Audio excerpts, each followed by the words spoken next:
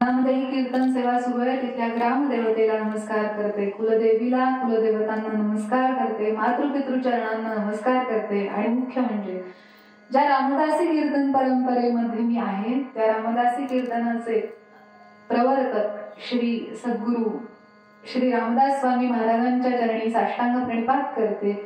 राजाधिराज प्रभू रामचंद्र महाराज आणि सीतामाईच्या चरणी साष्टांग प्रणिपात करते. भगवती देवी समोर जिचा अधिष्ठान आहे तिच्या चरणी साष्टांग लोटांगण घालते. आणि आपल्या सगळ्यांच्या परवानगीने श्रोता वक्ता भगवती स्वतः आहे असं समजून आपण या कीर्तन सेवेला प्रारंभ करूया. तुम्ही सगळे इतक्या उत्साहाने आलाय आणि आज एकादशीच्या दिवशी कीर्तन सेवा मिळाली हे छान आहे. एरवी काय होतं, इतर दिवस जर असला, एकादशीचा दिवस म्हणजे उपवास करतात, त्यात मोठी एकादशी आजची आहे प्रबोधिनी एकादशी, म्हणजे आजच्या एकादशीला साधेसा आपण झालं पाहिजे. प्रबोधिनी म्हणजे काय, देव जे चातुर्मासामध्ये भगवान महाविष्णू काही काळापुरते आपला कारभार जो आहे पालन करण्याचं जे त्यांचं काम आहे, जगताचं पालन करण्याचं जे काम आहे, त्यातून थोडासा विश्राम घेतात, एकांतवासात जातात आणि ते काम भगवान शंकराकडे देतात. एरवी शंकरांचं काम काय हो म्हणाले, लय तत्वाचे स्वामी म्हणजे भगवान शंकर, नायनाट करायचं काम त्यांच्याकडे आहे, पालन करायचं काम भगवान महाविष्णूंकडे. पण जरा चातुर्मासामध्ये कामाची आदला बदल करतात आणि भगवान महाविष्णू झोपी जातात, योग निद्रेमध्ये जातात आणि जगाचा कारभार पालन करायचं काम भगवान शंकर आईच्या मायेनं ते करत राहतात. मग प्रबोधिनी एकादशी आली की भगवान महाविष्णूंना संदेश पोहोचतो की चला आता आपला निद्रा काळ संपलेला आहे, उठून कामाला लागलं पाहिजे. सगळी वारकरी मंडळी पुन्हा एकदा कार्तिकीच्या वाऱ्या घेऊन दिंड्या घेऊन पंढरपूरला निघालेली आहे. आणि म्हणून त्याला देव उठणी एकादशी म्हणजे प्रबोधिनी एकादशी. प्रबोधिनी म्हणजे जागे होण्याची एकादशी. आता जाग कुणी व्हायचंय, भगवंतानी जागा व्हायचंय का आपण जागा व्हायचंय? म्हणून म्हटलं की एकादशीच्या दिवशी कीर्तन असली की मजा येते. का? कारण सगळे जण हलकं फुलकं खाऊन कीर्तनाला आलेले असतात, त्यामुळे बऱ्यापैकी कीर्तनाकडे लक्ष असतं. म्हणजे एरवी काय होतं ना, यांना चांगलं माहिती असतं बघा, इथून जास्त चांगलं दिसतं सगळीकडचा व्ह्यू. कोण कुठं बसले, कोण टेकून बसले, कोण आळोके पिळोके देते. एरवी काय होतं की जरा जीवन खाऊन आलं आणि समजा दुपारचं कीर्तन असलं किंवा रात्रीचं सुद्धा, आणि जर गोड खाल्लं असलं दुपारी, तर इथं बरं आयोजकांनी पंख्याची सोय नाही केलेली, नाहीतर छान गारवारा आलं की लगेच सगळे जण अशा माना डोलवत असतात सुरुवातीला आणि नंतर सगळे जण इतक्या लवकर पंढरपूरला जाऊन पोहोचतात, धाराडूर पंढरपूर. आणि मग बुवाला पण कळत नाही आपण पुढं कीर्तन करतोय, मग बुवालाही वाटतं आपणही पंढरपूरला का जाऊ नये. मग साथीदारांचं कड बुवाही पंढरपूरला, पंढरीनाथ महाराज की.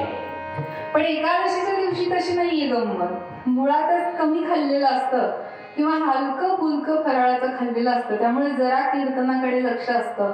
आणि तुमच्या सगळ्यांचं कीर्तनाकडे लक्ष असेल असं कीर्तन माझ्याकडनं भगवतीने करून घ्यावं अशी तिच्या चरणी मी विनंती करते. तेव्हा आज आषाढी एकादशीचं महत्व तर आहेच आहे, माफ करा कार्तिक एकादशीचं महत्व तर आहेच, पण याशिवाय संत श्रेष्ठ नामदेव महाराजांची आज जयंती आहे. ज्या नामदेव महाराजांनी भगवंताला लहानपणी जेवू घातलं, परमात्मा पांडुरंग ज्यांच्याशी प्रत्यक्ष बोलला, अशा ज्यांच्याशी सुखसंवाद केला, अशा नामदेव महाराजांची, नाम हा ज्याचा देव झाला, अशा नामदेव महाराजांची आज जयंती आहे. आणि आपण सगळ्यांनी इथं ज्ञानेश्वरीचं पारायण सुरू केलेलं आहे आणि या सगळ्याला साजेसा असा म्हणून मी अभंग आजच्या कीर्तनाला निवडला.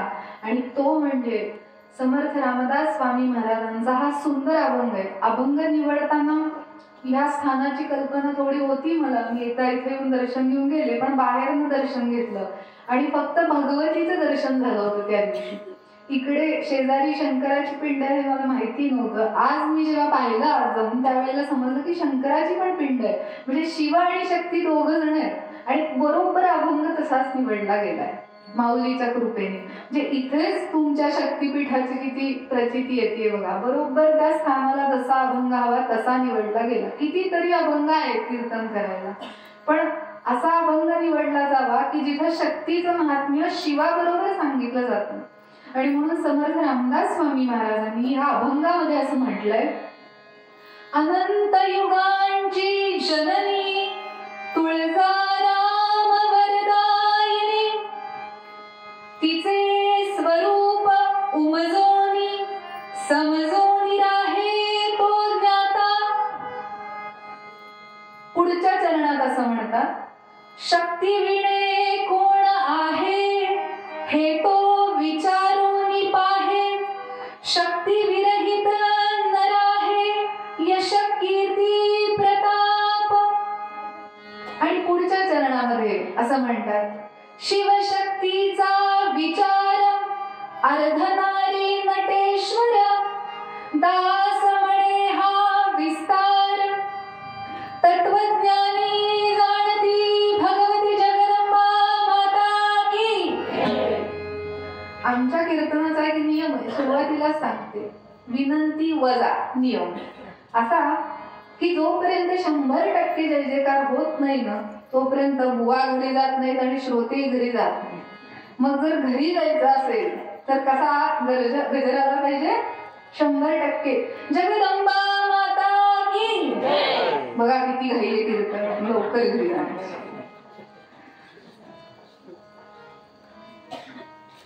तुम्ही म्हणाल तुमचं काय जातंय, तुम्ही आज आलाय, आम्ही दररोज येऊन ऐकतोय, बुवाला काय रोज नवीन गावं फिरतो, आम्हाला रोज एका ठिकाणी बसून ऐकायचंय. पण तुमच्यासारखे भक्तियुक्त अंतःकरण असलेले श्रोते असे उत्सव करतात म्हणून आपली संस्कृती आणि आपले सण उत्सव हे टिकून आहे. असो, तर या अभंगामध्ये हा जो 3-4 चरणाचा जो अभंग आहे हा आपल्या 2 चरणाच्या प्राण्यांसाठी सांगितलेला अभंग आहे. मुळातच अभंग अशाला म्हणतात की अभंग ज्याच्यामध्ये कधीही भंग न पावणारे विचार सांगितले जातात. म्हणजे असे विचार की जे कधी बदलत नाही, त्याला म्हणतात त्रिकाला बाधित सत्य. काय म्हणतात, त्रिकाला बाधित सत्य. म्हणजे हे 500 वर्षापूर्वी सांगितले असू देत, 1000 वर्षापूर्वी सांगितले असू देत आणि इथून पुढे 500 वर्षांनी किंवा 1000 वर्षांनी सांगितलं जाऊ दे, त्यातलं जे तत्वज्ञान आहे ते कधीही बदलत नाही. आणि असे विचार फक्त संत मंडळीच मांडू शकतात आणि म्हणून संत मंडळींचेच अभंग कीर्तनामध्ये निरूपणाला घेतात. मग कीर्तनातली परंपरा कुणाचीही असो, रामदासी असो, नारदी असो, वारकरी असो आणि कुठलं कीर्तन असो, त्याच्यामध्ये कीर्तनकाराच्या मनाचा अभंग घेत नाही. किंवा तुम्ही आणि एखादा अभंग तयार केला जरी सुचला भगवंताच्या कृपेनं तरी तो निरूपणाला घेत नाही. याचं कारण असं की आपल्याला एखादा कवित्व शक्तीने जरी अभंग स्फुरला तरी ते फक्त बौद्धिक कसरत असते. संतांच्या अभंगामधून प्रकट झालेले विचार हे त्यांच्या स्वतःच्या अनुभवातून आलेले असतात, म्हणून ते जास्त विचार करण्यासारखे असतात. आणि म्हणूनच संतांचे चरण धरायचे असतात. संतांनी सांगितलेल्या गोष्टींचं आचरण करून बघण्यासाठी म्हणून संतांचे चरण धरायचे असतात. सब संतन की जय. आणि असे संत आपल्याकडे कीर्तन करतायत पूर्वीपासनं. नामदेव महाराज आणि त्यांच्याही आधीपासून या सगळ्या संत मंडळींनी जी कीर्तनाची परंपरा सुरुवात केली आहे ना त्याचं महत्व मोठं आहे. काय महात्म्य म्हणाले, तरी कीर्तनाचे नटनाचे नाशिले व्यवसाय प्रायश्चित्तांचे, तेथे नामची नाही पापाचे ऐसे केले गा. माऊली असं म्हणतात की तरी कीर्तनाचे आणि नटनाचे, कीर्तनामुळे काय होतं, नाशिले व्यवसाय प्रायश्चित्ताचे, म्हणजे प्रायश्चित्ताचे. चित्त याचा अर्थ मन. मनाचे जे व्यवसाय ते बंद होतात. मनाचा सगळ्यात मोठा महत्वाचा व्यवसाय काय आहे, काय मनाचा व्यवसाय आहे. तुमच्या सगळ्यांकडे मन आहे का नाही. इथं पुणे असं आहे का की ज्याला मनच नाही, हो काय करणार, मनाने अपंग आहे बघा, मनच नाही दिलं देवानी मला, असं कसं होईल. एखादा अवयव कमी जास्त दिलेला असू शकतो, एखाद्या अवयवातली शक्ती कमी जास्त काढून घेतलेली असू शकते, पण मन हे प्रत्येक गोष्टीला आहे. एवढंच कशाला, प्रल्हादाने तर असं सिद्ध केलंय की अणुरेणूला सुद्धा मन आहे, त्या दगडाच्या खांबाला सुद्धा मन होतं आणि त्या मनालाच त्यानं जागृती आणली, त्याच्यातून नरसिंह प्रकट झाला. कुणाला त्यानं हाक घातली होती? दगडाच्या मनाला. वैश्विक मन असतं, तुम्ही इथे सगळे जमा झालाय, सामुदायिक मन आहे, ते सामुदायिक मन कीर्तनाकडे लागलेलं आहे तुमच्या सगळ्यांचं. आणि तसं आपलं वैयक्तिक जे मन असतं त्या मनाचा काय कारभार असतो? नसते उपद्व्याप करणे, भटकत बसणे, नको त्या गोष्टीमध्ये लक्ष घालणे, हवं त्या गोष्टीत अजिबात लक्ष न देणे. किती कीर्तनकारांनी सांगितलं किंवा किती पोथ्या पुराण वाचली आणि ज्ञानेश्वर महाराज हरिपाठामध्ये किती म्हणाले, हरिमुखे म्हणा, हरिमुखे म्हणा, पुण्याची गणना कोण करी, असोनी संसारी जिव्हे वेगू करी. काय वेगू करायचंय? जिभेने काय करायचं म्हणून सांगतात ज्ञानेश्वर महाराज, तर म्हणाले हरिमुखे म्हणा.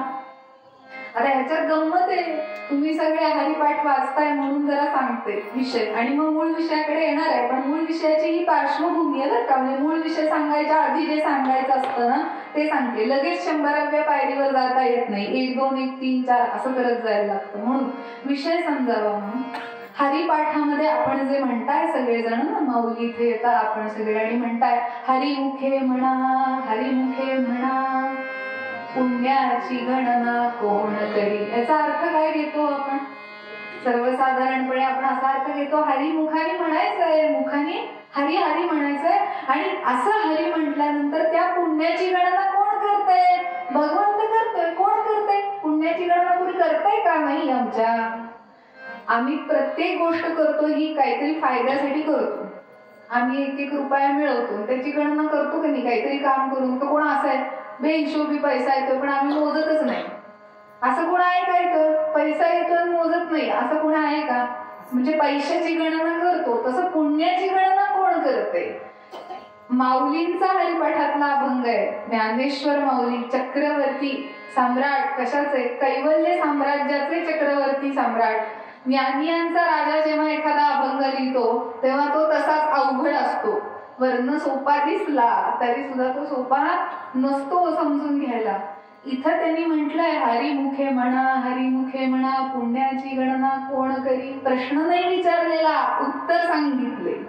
पुण्याची गणना कोण करी म्हणजे आपल्या या 2 भुवयांच्या मध्ये एक स्थान असतं, त्याला आज्ञाचक्र असं म्हणतात. आणि या आज्ञाचक्रामध्ये कोण स्थान आहे? कोणमापक असतो ना गणितामध्ये, कोणमापक असतो. किती अंशाचा कोण आहे? 45 अंशाचा, 90 अंशाचा, असा कोणमापक जो असतो तसा कोण स्थान इथे आज्ञाचक्रामध्ये आहे 2 भुवयांच्या मध्ये. आणि म्हणून बायका इथे कुंकू लावतात, कारण ते कोण स्थान आहे आज्ञाचक्र. हे दुसऱ्याच्या ताब्यात जाऊ नये, कुणी आपल्यावरती चुकीची आज्ञा करू नये, वाईट शक्तींनी आपल्यावर आज्ञा करून आपल्याला ताब्यात घेऊ नये, म्हणून हिंदू धर्म संस्कृतीने बायकांच्या सुरक्षेसाठी आज्ञाचक्रावरती मोठं कुंकू किंवा टिकली लावण्याची आज्ञा केलेली आहे. त्याच्यामुळे काय होतं, कोण स्थान सुरक्षित राहतं.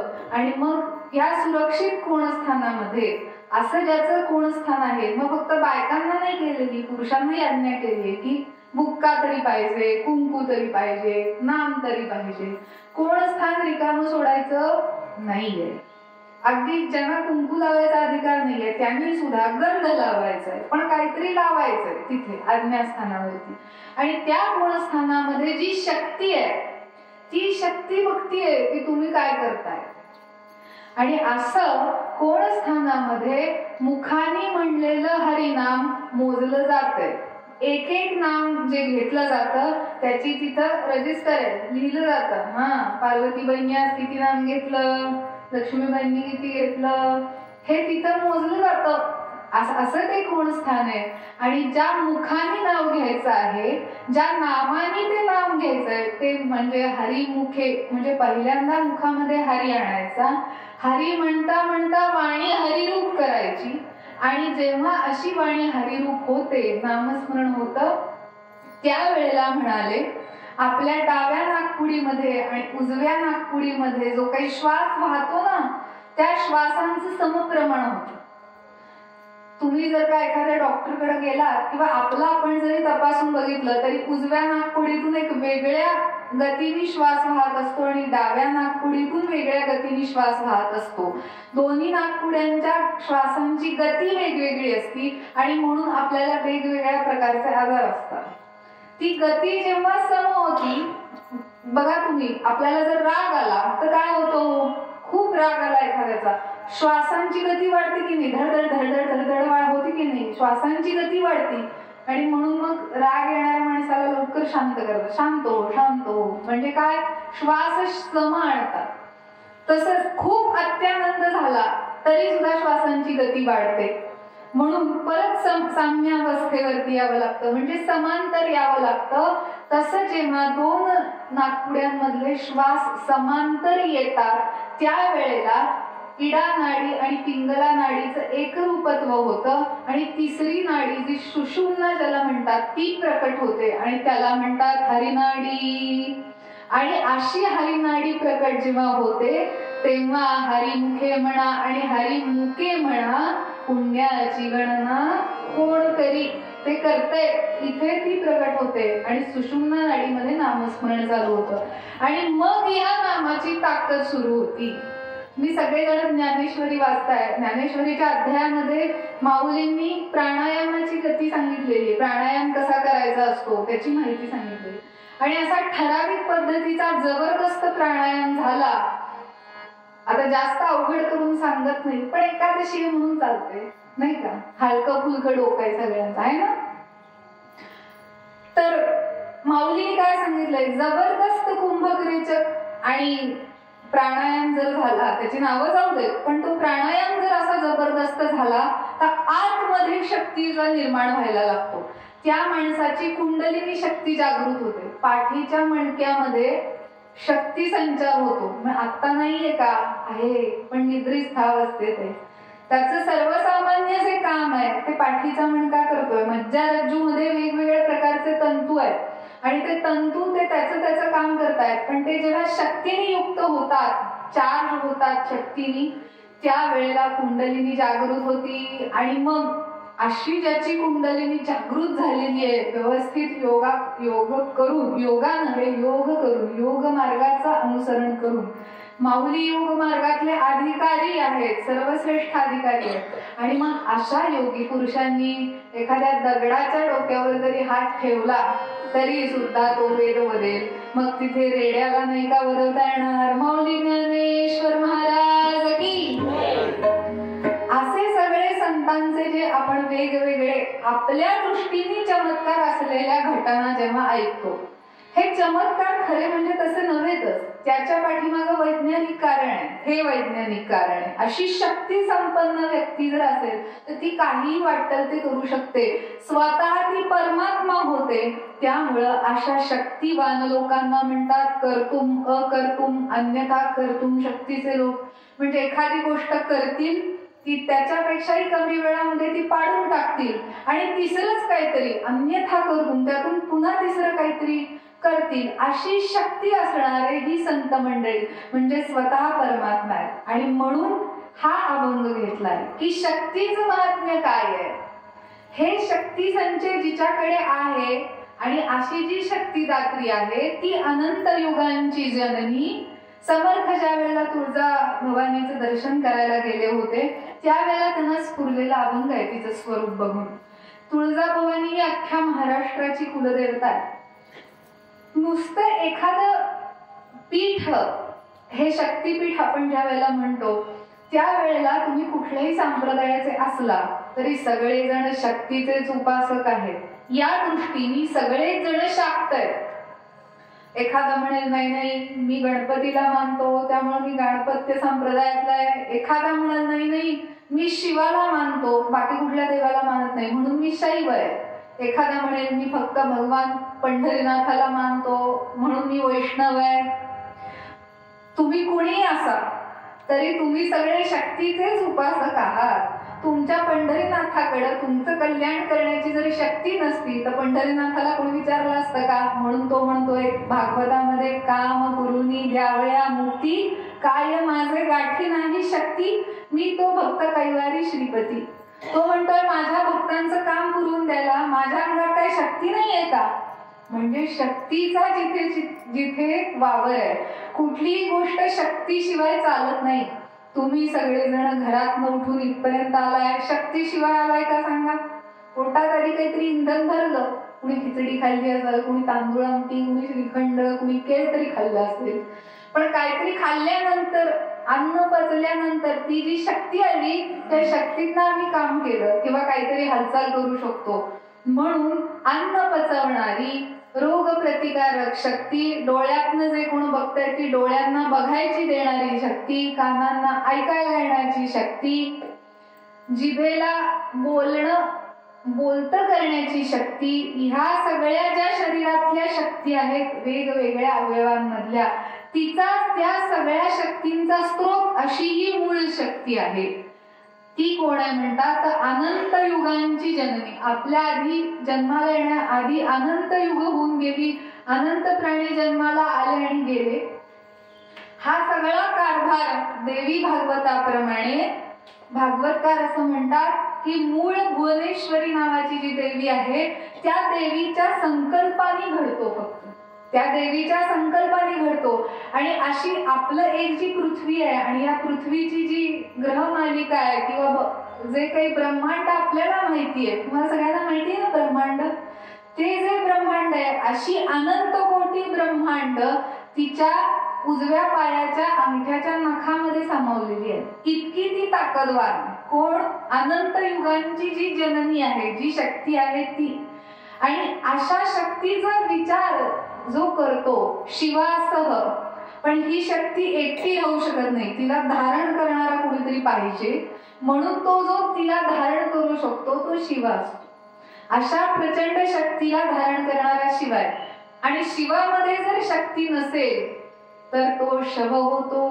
शिवाचं जी वेलांटी आहे, शिव या शब्दातली शला जी वेलांटी आहे ती वेलांटी म्हणजे भगवती आहे. ती वेलांटी काढून टाका शिव मधली तर काय होईल?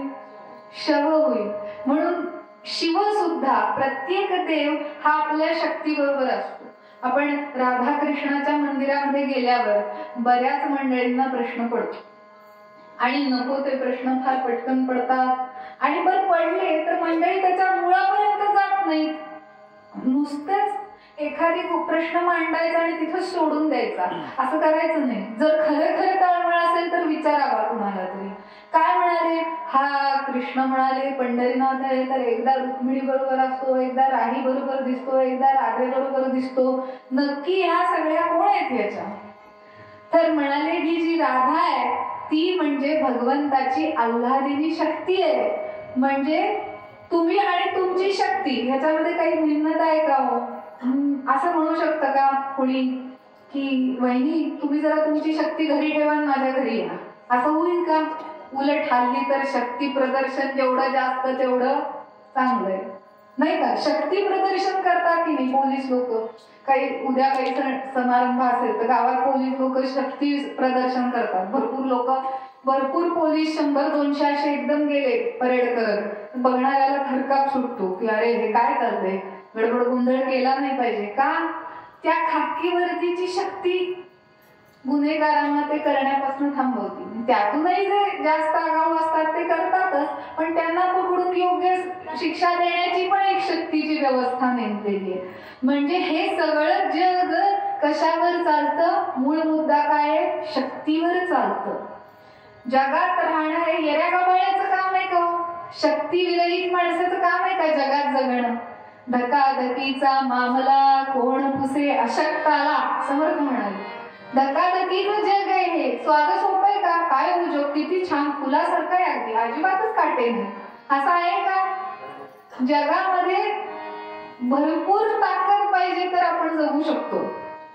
क्षणोक्षणी युद्ध आहे. रात्रंदिन आम्हा युद्धाचा प्रसंग, म्हणजे बाहेरचं युद्ध आहे पण आधी सगळ्यात मनाचं युद्ध मोठं आहे. हे करू का ते करू, जाऊ का नको, चांगल्या मार्गावर जाऊ का वाईट मार्गावर जाऊ, वाईट मार्ग खेचून खेचून नेतोय, त्यातनं बाजूला मनाला काढायचं आणि चांगल्या मार्गावर जायचंय. हिथंच पहिलं मोठं युद्ध चाललेलं असतं. आणि म्हणून संत मंडळी सांगतात की हा शक्तीचा खेळ ओळखा. शक्ती ही चांगली पण नाही आणि वाईट पण नाहीये. जगामध्ये पॉझिटिव्ह शक्ती आणि निगेटिव्ह शक्ती, म्हणजे सकारात्मक शक्ती आणि नकारात्मक शक्ती असं काहीही नसतं. हे आपल्याला समजण्यासाठीचे प्रकार सांगितले. आपण म्हणतो अरे ती नकारात्मक शक्ती आहे, अंगावर येईल बरं का, ही सकारात्मक शक्ती आहे, हिच्याकडे जावं. नकारात्मक शक्ती असं काही नसतं. आपले मागचे जे कर्म असतात केलेले, त्याच्यानुसार जे प्रारब्ध भोगायला मिळतं, मग ते वाईट असलं तर आपण म्हणतो नकारात्मक शक्तीचा प्रयोग झाला, आणि जर चांगलं झालं तर म्हणतो सकारात्मक शक्तीचा प्रयोग झाला. मग जर अशी नजरच लागायची असती किंवा वाईटच व्हायची जर ताकद, निगेटिव्ह शक्ती जर खरीच ताकदवान असती, तर मग ज्ञानेश्वर महाराजांच्या वरती का बरं चालली नाही, तुकाराम बुवांच्या वया गाथा का वरती आल्या, एकनाथ महाराजांचे अध्याय का बरं भगवंतांनी बुडू दिले नाहीत, आणि आपलं मात्र सगळं टळमळतं. कारण आपल्याकडे शक्ती संचय नाही. कशाचा शक्ती संचय नाही? नामाचा.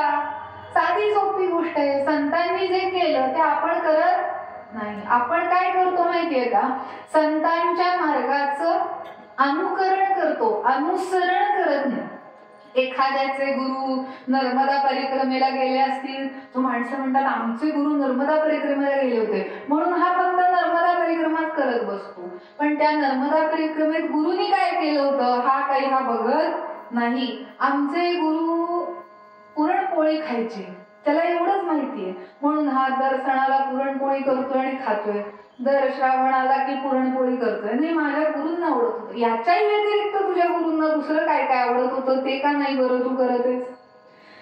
तसं शक्ती म्हणजे काय आहे हे समजून घेतलं पाहिजे. म्हणून सकारात्मक शक्ती आणि नकारात्मक शक्ती काही नाही. जी आहे ती सगळी एकच भगवती आहे. आपल्यावरती संकट येतात याचं कारण मनात वाचिरे पूर्व संचित केले, तया सारखे भोगणे प्राप्त झाले. तूच मागं काहीतरी गडबड गोंधळ केलेला आहेस आणि त्याच तुझ्यावरती कर्म उलटून आलंय भोगायसाठी. म्हणून आता ते भोगण्यासाठीची पुन्हा ताकद म्हणजे शक्ती परत भगवंताकडेच मागावी लागते.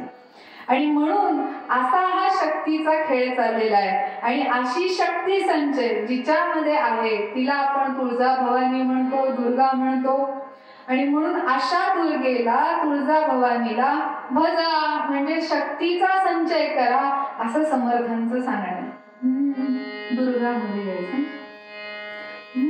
देवी भजो दुर्गा भवानी, देवी भजो दुर्गा भवानी, देवी भजो दुर्गा भवानी.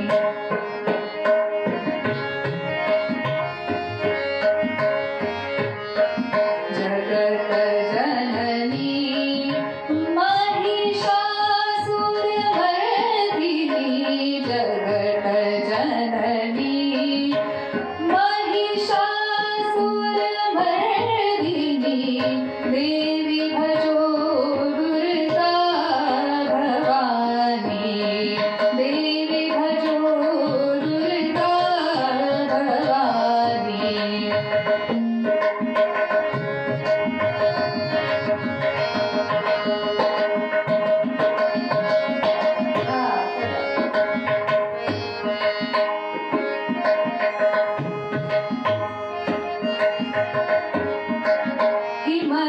हिमनगनन्दिनी भवभयकन्दिनी, हिमनगनन्दिनी भवभयकन्दिनी, शरणागत को अभय वरदानी, शरणागत को अभय वरदानी, देवी भजो दुर्गा भवानी, देवी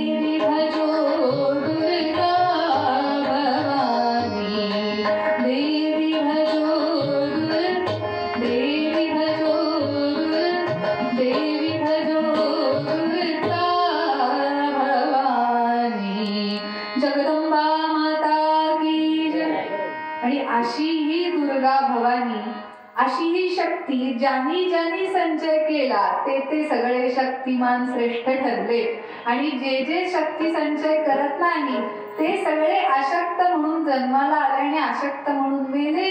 ते जगात आले काय आणि गेले काय त्यांची कुणी नोंद घेतली नाही.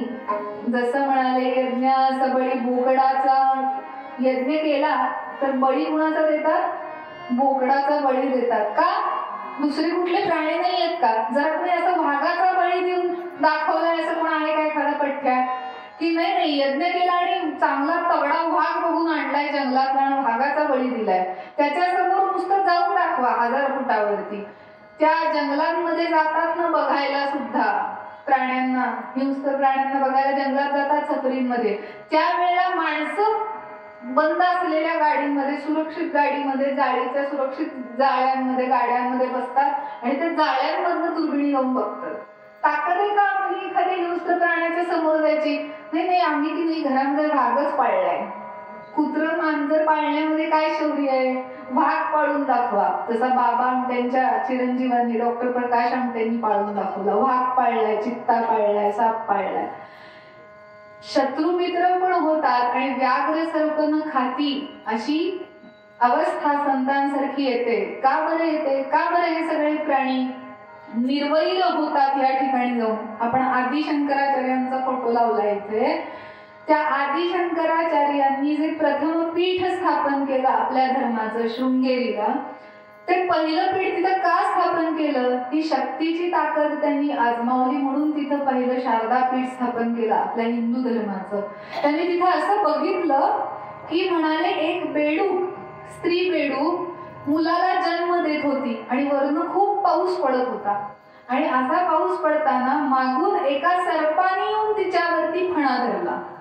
मागून एक सर्प आला आणि त्या प्रसवती बेडकिणीच्या माथ्यावरती, अंगावरती आपला फणा धरला. आता एरवी बघायला गेलं तर साप नाग यांचं खाणं काय आहे? बेडूक हे त्यांचं खाद्य आहे. पण जे खाद्य आहे त्याला न खाता, त्याच्याविषयी शत्रुभाव न ठेवता त्याच्यावरती आपल्या सुरक्षेचं कवच त्या सापानं धरलं. अशी जागा जिथं मन निर्वैर होतं, मनातली वैर भावना जाती, ही जागा सोपी नसती. आणि अशी जागा ही प्रत्येक संतांच्या ठिकाणी असती.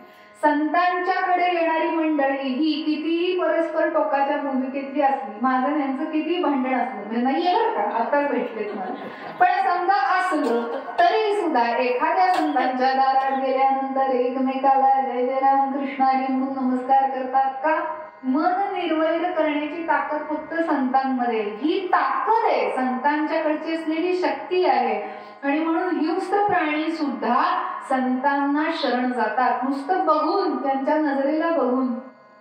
नीलकंठवर्णी नावाचे स्वामीनारायण म्हणून ज्यांचा आपल्याला एक संप्रदाय प्रसिद्ध आहे गुजरात भागामध्ये, तिकडं हे नीलकंठवर्णी म्हणजे असं समजा की लहान दत्तात्रेय कसे दिसतील तसे ते नीलकंठवर्णी होते. आणि त्यांनी एक यात्रा काढली होती भारतामध्ये.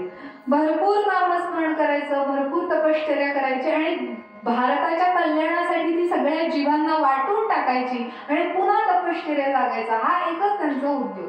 आणि त्या नामस्मरणाच्या ताकदीमुळे त्यांच्याकडे इतका प्रचंड शक्ती संचय झाला होता की ज्या वेळेला हे बद्री केदारला हिमालयामध्ये तिकडच्या मठामध्ये गेले बद्री केदाराचं दर्शन घ्यायला, त्यावेळेला एका गावामध्ये जाऊन थांबले. संध्याकाळ व्हायची वेळ आली होती आणि तिथल्या गावकऱ्यांनी अशा तपोमूर्ती बालकाला बघितल्यावरती प्रमुख पंडितजी आले, नमस्कार केला आणि म्हणाले की महाराज आपण आमच्या मठामध्ये आश्रय घ्या, रात्रीचा असं बाहेर थांबू नका, आपण वयाने लहान असा.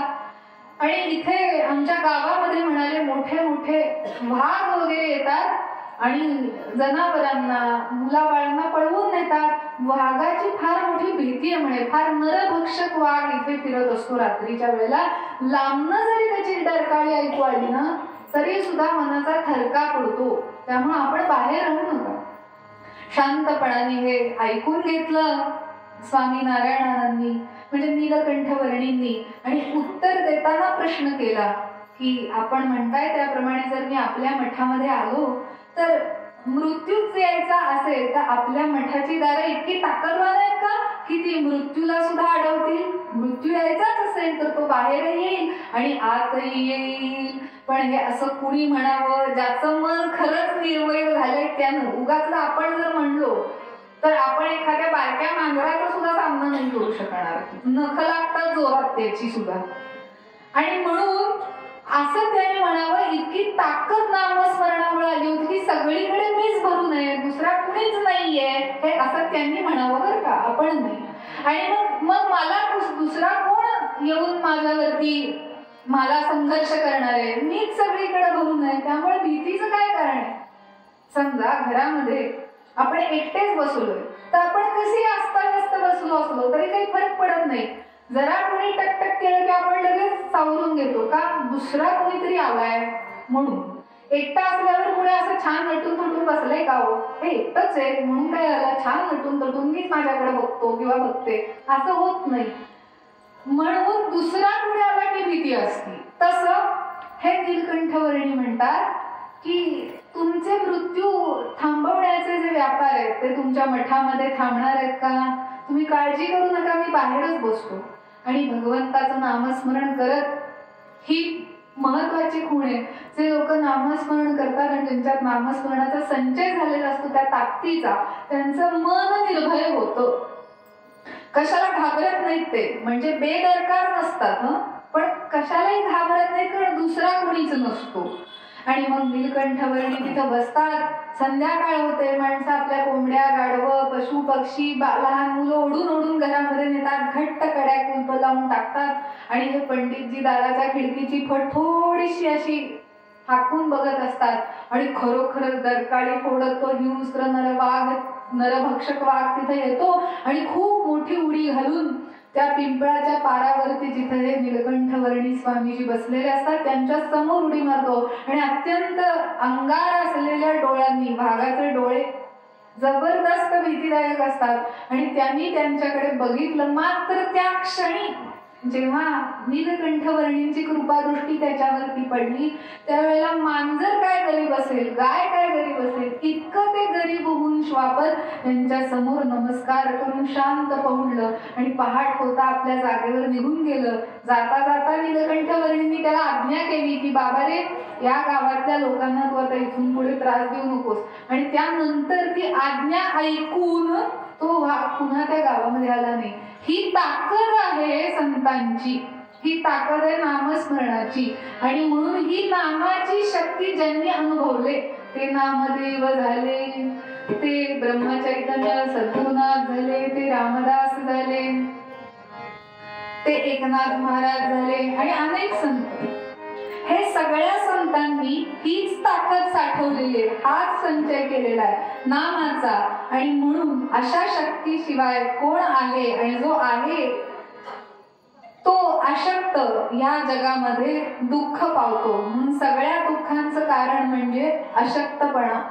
आपल्या शरीराला अशक्तपणा आला की रोग येतो, बरोबर की नाही. रोग प्रतिकारक शक्ती कमी आली की काही ना काहीतरी रोग उद्भवतो, कारण शक्ती नाहीये. म्हणून तो शक्ती संचय करण्यासाठी रामदास स्वामी महाराजांनी पूर्वीच्या काळामध्ये जेव्हा यवनांचा आपल्या संस्कृतीवरती हल्ला झाला होता तेव्हा या महाराष्ट्रातल्या जनतेला जागा करण्यासाठी प्रबल यवन झाले होते वंद्या महाराष्ट्रात, प्रबल यवन झाले होते वंद्या महाराष्ट्रात. आक्रंदत होता धर्म पर सत्तेच्या दारात, ऐशा वेळी कल्याणी धीराची केवळ खाणी, ऐशा वेळी कल्याणी धीराची केवळ खाणी. गरजे हो समर्थ वाणी राष्ट्राच्या कल्याणार्थ, जय जय रघुवीर समर्थ. राष्ट्राच्या कल्याणार्थ जय जय रघुवीर समर्थ, जय जय रघुवीर समर्थ, जय जय रघुवीर समर्थ. राष्ट्राच्या कल्याणासाठी स्वतःच आधी शक्ती संचय होऊन शक्ती संपन्न झाले आणि ठिकठिकाणी महाराष्ट्रामधल्या तरुण वर्गाला एकत्र करून बलोपासनेची आवड निर्माण केली. आणि म्हणून समर्थांनी गावागावामध्ये जाऊन मारुतीरायाची देवळं स्थापन केली, स्वतःच्या हाताने मारुती तयार केले. मारुतीच का निवडला? कारण मारुती हा सगळ्या दृष्टीने तपोबलाच्या, ज्ञानबलाच्या, अध्यात्म बलाच्या दृष्टीने युक्त असलेला, सामान्य जनांच्या जवळ असलेला आणि रामाचं दास्य करणारा असा देव आहे. म्हणून मारुतीरायाची उपासना सुरू केली, तरुणांना वेड लावलं, त्याचं बलोपासना सुरू केली, म्हणजे शक्ती संचय सुरू केला. म्हणून समर्थ म्हणतात शिवशक्तीचा विचार अर्धनारी नटेश्वर. म्हणून या जगामध्ये याच्या दोन ताकदी आहेत ना, स्त्री आणि पुरुष, यांच्यामध्ये कुणीच कमी जास्त नाहीये, दोन्ही समांतरच आहे. दोघांनाही एकमेकाच्या साथीशिवाय परिपूर्णता नाहीये. म्हणून त्या ताकदीला धारण करणारा तो शिव आहे, आणि जो शिव आहे त्याच्याकडेच जाणारी ती शक्ती आहे. अशक्ताकडे शक्ती जात नाही. म्हणून शक्ती संपन्न असलेला सर्व दृष्टीने आणि शिवाय विवेक असलेला असा तो शिव असतो, असा तो राम असतो. आणि हा विचार तुम्ही आम्ही सगळ्यांनी करावा आणि शक्तीचं महात्म्य ओळखावं. जसं विवेकानंद स्वामी महाराजांनी हे शक्तीचं महात्म्य ओळखलं. पहिल्यांदा स्वामी विवेकानंद हे सगुण पूजेच्या विरोधामध्ये होते, पण सगुण पूजेतनं ज्यांनी भगवती कालीला आई म्हणून समोर उभं केलं, असे रामकृष्ण परमहंस यांनाच गुरु करून त्यांच्या पायाशी जाऊन त्या शक्तीचा प्रसाद त्यांना मिळालाय. स्वामी विवेकानंदांचे वडील हे फार मोठे वकील होते, आणि काही कारणांनी ज्या वेळेला त्यांच्या घरादाराला दारिद्र्य आलं वडील गेल्यानंतर, त्यावेळेला त्यांच्या घरी खाण्याची सुद्धा भ्रांत निर्माण झाली. अगदी एक वेळचं खाणं 5-6 दिवसातून सुद्धा मिळत नसे, अशी एक अवस्था आली की जे घर पूर्वी 60-60 लोकांची कुटुंब चालवायचं, जेव्हा त्यांचे वडील वकिली करायचे त्यावेळेला एकटे विश्वनाथ बाबू 60-60 लोकांचं जेवण चालवत असत. आणि त्याच घरावरती असतील शिते तर जमतील भूते, शीत निघून गेली की भूतही निघून गेली.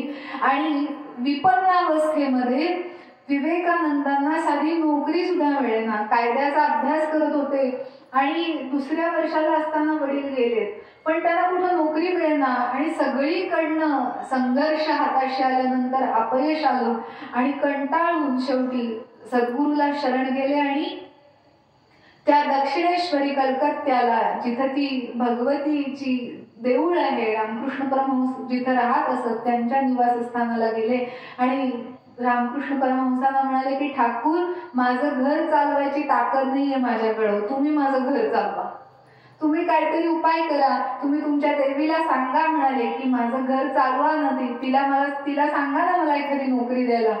तेव्हा स्वामीजींनी त्यांना सांगितलं की तुम्ही आता असं करा. म्हणाले आज आलाय मंगळवार आहात, त्यावेळेला मंगळवारी भगवतीच्या देवळामध्ये जा. किती वेळ लागला? त्या देवळामध्ये जा आणि भगवतीकडे तुम्ही जे आपल्याला हवंय ते जाऊन मागा. माग म्हणाले नरेन, तुला काय हवंय ते. आणि मग विवेकानंद स्वामीजींच्या बरोबर भगवतीच्या देवळात गेले. आता जर तुम्हाला तसं सांगितलं की जावा ती भगवती त्या मूर्तीतून बाहेर आली आहे आणि साक्षात चिन्मयी स्वरूपात उभी आहे, तर तुम्ही काय मागालो? तुम्ही म्हणा तुम्ही कशाला सांगायचंय, आमच्याकडे लिस्ट तयारच आहे काय काय मागायचंय. गेले 7 दिवस तिला भंडण सोडलेलंच आहे काय काय ते म्हणून. आणि तसंच स्वामी विवेकानंद सुद्धा गेले आणि नोकरी मागायची म्हणून आत गेले मात्र गाभाऱ्यामध्ये, आणि तिच्याकडे पाहिलं, दर्शन घेतलं. आणि या देवी सर्वभूतेषु मातृरूपेण संस्थिता नमस्तस्यै नमस्तस्यै नमस्तस्यै नमो नमः. जगदंबा माता की जय. आणि नोकरी कुठली, बाहेरचं काहीच आठवलं नाही त्यांना. नोकरी काय आणि काय, देहभावना सगळी निघून गेली. आणि तिला म्हणतायत आई ज्ञान दे, भक्ती दे, वैराग्य दे. साक्षात परमेश्वर जर समोर आला तर ह्या जगातल्या वस्तू मागण्याचा मूर्खपणा कोण करेल हो? म्हणजे जर एखाद्या राज्याचा राजा आपल्याला प्रसन्न झाला तर त्याला आपण काय म्हणणार, 2 रुपयाचे शेंगदाणे दे मला आणून, असं मागायचं का? ज्याच्याकडे मागायचं त्याची ताकद काय आहे देण्याची हे बघून मागायला पाहिजे ना. आणि अशी बुद्धी स्वामीजींकडे होती. त्यामुळे ते म्हणतात आई ज्ञान दे, वैराग्य दे, भक्ती दे. कारण ह्या सगळ्या शक्ती आहे जी कायमस्वरूपी राहते, अशी शक्ती त्याच्यामध्ये आहे. बाहेर आले आणि ठाकूर म्हणतात काय नरेन मागितलंस का आईकडे नोकरी? अरे विसरलोच नोकरी मागायची होती ते. अरे जा जा जा, अजून आहे आई तिथं, म्हणून परत जाऊन मागितलं तर दुसऱ्याही वेळेला तेच आणि तिसऱ्याही वेळेला तेच. का बरं? अनादि निर्गुण प्रगटली भवानी. तिथं ती अनादि निर्गुण असलेली भवानी प्रकट झाली होती. आणि जेव्हा ती खरी शक्ती प्रकट होते आणि जीवाला साक्षात्कार होतो, त्यावेळेला त्याचा प्रत्यय काय येतो? मोह महिषासुर मर्दना लागोनी, त्रिविध तापाची करावया झाडणी, भक्ता लागी तू पावसी निर्वाणी. पण आपण निर्वाण मांडलं तर पावणार ना. आपलं कसं होतंय, आई असली तरी चालते नसली तरी चालते, आमचं काही बिघडत नाही, तू असलीस काय नसलीस काय आमचं चालतंय. पण जेव्हा असं होईल की नाही आमचं तुझ्याशिवाय चालणारच नाही, अशी ठाकुरांसारखी अवस्था आली, तर मग अनादि निर्गुण प्रगटली भवानी, अनादि निर्गुण प्रगटली भवानी, मोह महिषासुर मर्दना लागोनी, मोह महिषासुर मर्दना लागोनी, त्रिविध तापाची करावया झाडणी, त्रिविध तापाची करावया झाडणी, न भक्ता लागी तू पावसी निर्वाण. ऐका जोगवा जोगवा मागीना, ऐका जोगवा जोगवा मागीना, ऐका जोगवा जोगवा मागीना, ऐका जोगवा जोगवा मागीना. जगदंबा माता की. म्हणून जोगवा अर्थात मागणं, मागायचं असेल तर स्वामीजींप्रमाणे किंवा सगळ्या संतांप्रमाणे शक्ती संपन्न व्हायचं मागणं त्या भगवतीकडे, आईकडे मागावं. कारण यज्ञ असं बळी बोकडाचा म्हणून भाग होऊन जगता आलं पाहिजे. बोकड म्हणून वेडी वाकडी झाडं कधी कोणी कापून त्याचं छान वस्तू केल्यात का? सरळ सोड झाडं लगेच कापली जातात. वेड्या वाकड्या झाडांना कापायला त्रास लागतो म्हणून वेडी वाकडी झाडं तशीच शिल्लक राहतात. सरळ सोड झाडं कापली जातात. म्हणून ताकद कशामध्ये आहे, शक्ती कशामध्ये आहे, आणि ती शक्ती वाईट कार्यासाठी वापरली तर वाईट होते, चांगल्या कार्यासाठी वापरली तर ती चांगली होते. हातामध्ये आपल्या येणारा मोबाईलवर काय बघायचं? हे मोबाईल वाईट आहे का? त्याच्यावर तुम्ही काय बघताय हे तुमची बुद्धी ठरवते. ती बुद्धी चांगली किंवा वाईट असेल तर तुम्ही चांगलं किंवा वाईट बघाल, आणि तुमचा वेळ सत्कारणी का वाया घालवायचा हे त्याच्यावरती ठरेल. मोबाईल वाईट नाही, साधन वाईट नाही, त्याच्यावर काय वाजवायचं, ह्याच्यावर लावणी पण वाजवता येते, ह्याच्यावर अभंग पण वाजवता येतात. काय वाजवायचं हे आपलं आपण ठरवायचंय. कुठल्या मार्गाला जायचं, म्हणजे लावणी वाईट नाही, कुणाला आवडत असतं बाहेर सत्कारच करतील माझा, पण तरी सांगते मी की कुठल्या मार्गाला जायचं हे आपली सत्संग विवेक बुद्धी ठरवते, आणि ती बुद्धीच एक प्रकारची शक्ती आहे. म्हणून असा उत्तम शक्ती संचय होण्यासाठी त्या भगवती देवीला शरण जायचंय. म्हणून मूळ पदामध्ये समर्थ रामदास स्वामी म्हणतात, इथे आपण पूर्वरंग थांबू आणि उत्तरंगाला आपण 5 मिनिटांमध्ये सुरुवात करू. अनंत युगांची जननी, अनंत युगांची जननी, तुळजाराम वरदायिनी, तुळजाराम वरदायिनी, अनंत युगांची जननी.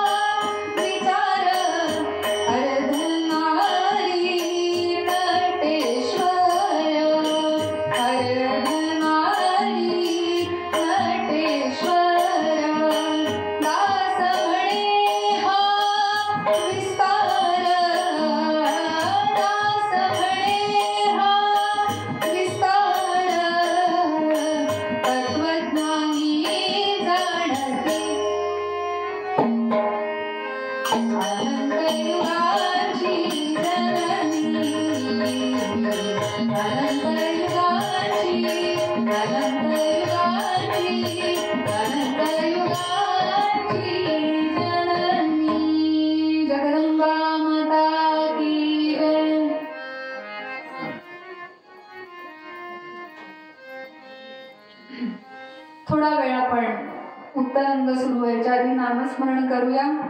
आज एकादशी आहे. एकादशीच्या दिवशी भगवान पंढरीनाथाचं स्मरण आपण करतो. सगळ्यांनी मंत्र म्हणा. हरे राम हरे राम राम हरे राम राम राम हरे हरे राम राम हरे हरे हरे कृष्ण हरे कृष्ण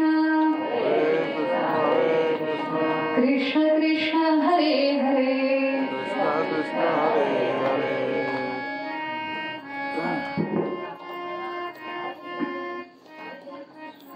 भजन करू.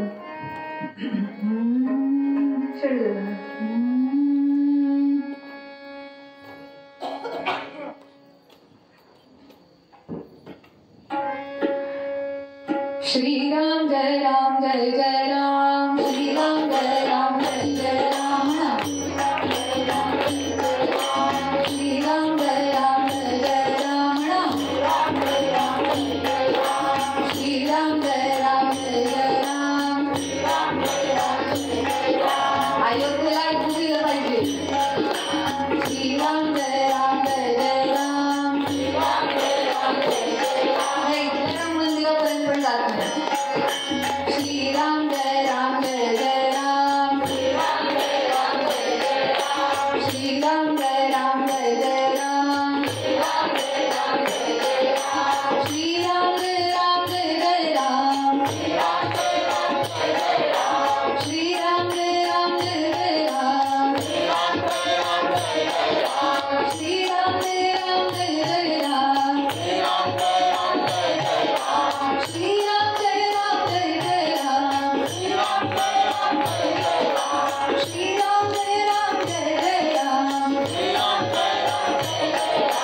श्रीराम जय राम जय जय राम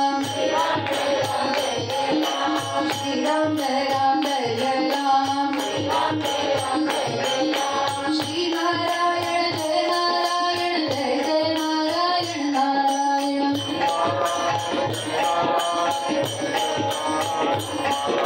श्री नारायण जय नारायण जय जय नारायण नारायण श्री नारायण जय नारायण जय जय नारायण नारायण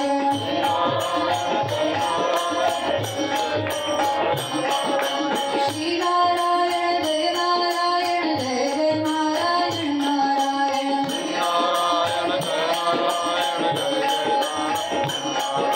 श्री नारायण जय नारायण जय जय नारायण नारायण श्री नारायण जय नारायण जय जय नारायण नारायण श्री नारायण जय नारायण जय जय नारायण नारायण श्री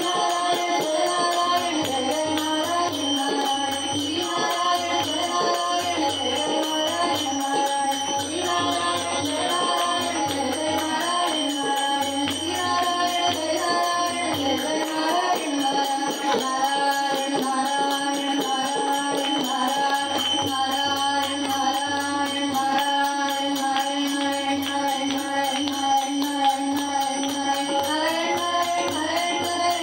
नारायण नारायण नारायण नारायण नारायण नारायण नारायण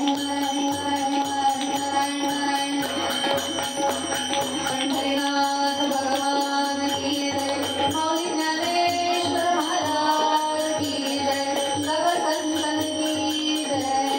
जय जय रघुवीर समर्थ भगवती जगदंबा माता की जय.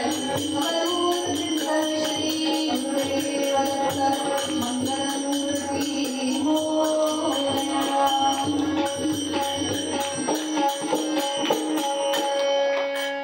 पंढरीनाथ महाराज की जय. उत्तरंगामध्ये कथाभाग आपण थोडक्यात ऐकू. काय आहे कीर्तनामध्ये ना सगळ्यात पहिल्यांदा काय आहे तिथं झोप. रात्रीच्या कीर्तनात तर येते. राम रावण युद्धामध्ये ज्या वेळेला कुंभकर्णाचा वध झाला त्यावेळेला कुंभकर्णाची जी भार्या म्हणजे बायको होती झोप भगवती निद्रा देऊन तिचं निवासस्थान गेलं निघून. ती आजी रामरायाकडे रडत रडत म्हणाली, देवा तुम्ही हे बरं नाही केलं, आता मी राहू कुठं, हा राक्षस 6 महिने झोपायचा, मला राहायला ठिकाण होतं, आता मी कुठे जाऊ, माझं घरच नाही आता राहायला शिल्लक, मला जागा द्या राहायला. तेव्हा रामराय म्हणाले, बाई काळजी करू नको, आमची भरपूर भक्त मंडळी एकत्र जेव्हा कीर्तनाला जातील त्या वेळेला तू त्या कीर्तनामध्ये जा. आणि म्हणाले जे कोणी भरपूर खाऊन आले असतील, म्हणजे फराळाचं असलं साधं, त्यांना पकड, म्हणजे त्या येताना डोलत आलेले असतात. म्हणजे कीर्तनामुळे डोलतात असं काही नाही, झोपेमुळे ते आधी डोलायला लागले असतात. त्यांच्या मानगुटीवर जाऊन अशा भक्तांच्या बस, विशेषतः जे असे टेकून बसलेले असतात तिन्ही, त्यांच्या पटकन येते ती, हे ताई लगेच इकडे सरकल्या आणि अशा भक्तांच्या मानगुटीवरती येऊन बसतील. म्हणून एरवी ज्याला झोप लागत नाही ती माणसं विशेष कीर्तन ऐकायला येतात. कीर्तनात तरी झोप लागते का बघू. पंढरीनाथ महाराज की.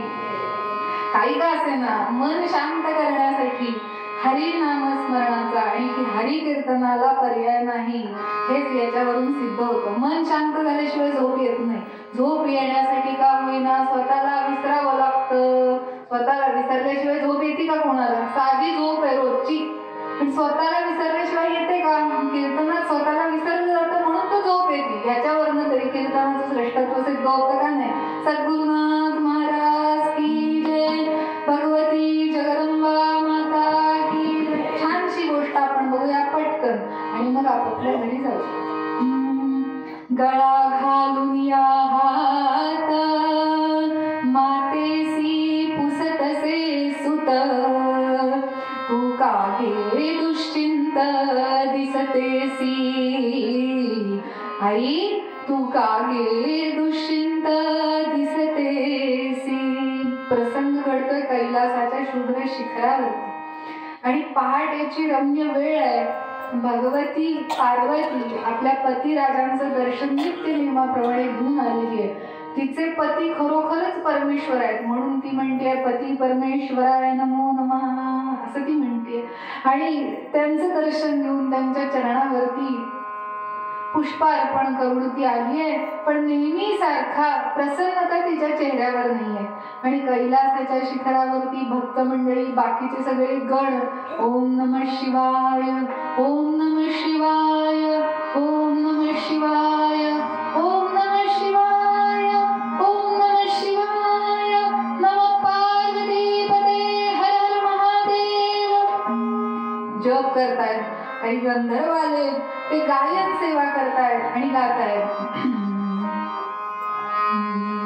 शंकर भोलानाथ भज मन, शंकर भोलानाथ भज मन.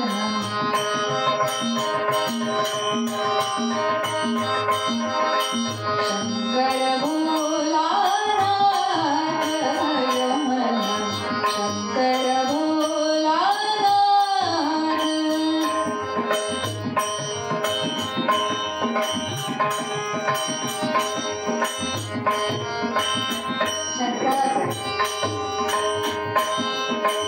एक ही लोटा जल भर चाहे, एक ही लोटा जल भर चाहे, चावल बेल की पात भज मन, चावल बेल की पात भज मन. शंकर भोलानाथ भज मन.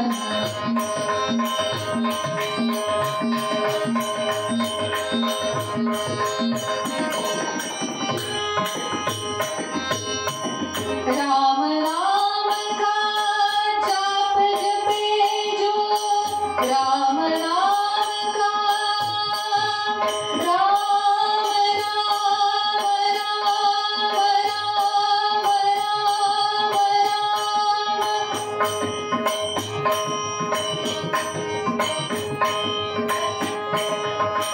राम नाम का जाप जपे जो, दिन हो या हो रात, दिन हो या हो रात भज मन.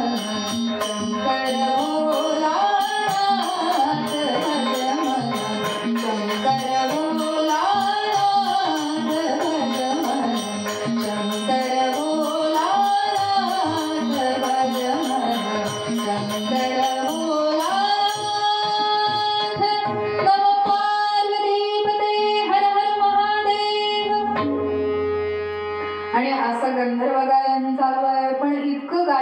ऐकून सुद्धा भगवती देवी पार्वतीचं मन प्रसन्न होत नाहीये.